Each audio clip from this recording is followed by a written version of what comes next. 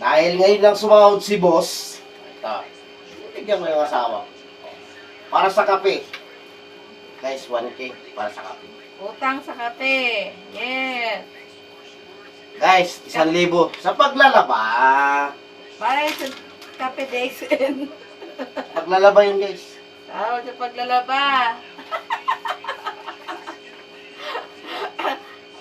Uy, ano na sa paglalaba?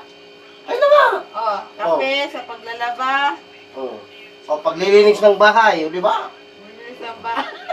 Pagluluto. Ay, di ka nagluto. Ako nagluluto eh.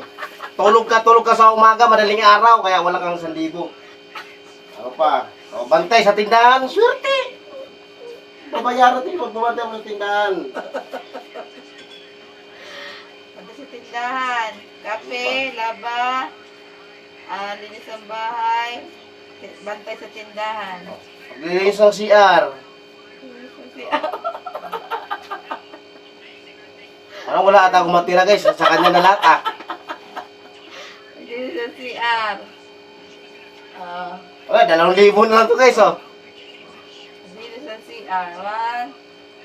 1, 2, 3, 4, 5. Ay, na pa. Ito guys oh, advance na pang birthday, 1,000 lang kasi. Wala natin. 1,000 lang pang birthday. Opo. Birthday gift mo sa akin, 1,000? Oh, no. Ngayon lang sumahod sa sunod sahod. Ah. Bigyan kita. 1,000 lang muna guys. Utangin muna natin yung 5,000. Ha? Birthday gift. Yung agency kasi namin nag-delay. FRP, wag muna ulitin sa sunod ha. Ang dami ko ng utang. Tingnan mo. Diba? Bayad utang lang, ubos-ubos. Bayad utang. Ito na lang sa akin guys oh. Okay lang. Kawawa. 1, 2, 3, 4, 5, 6. Bayad utang. Bayad utang.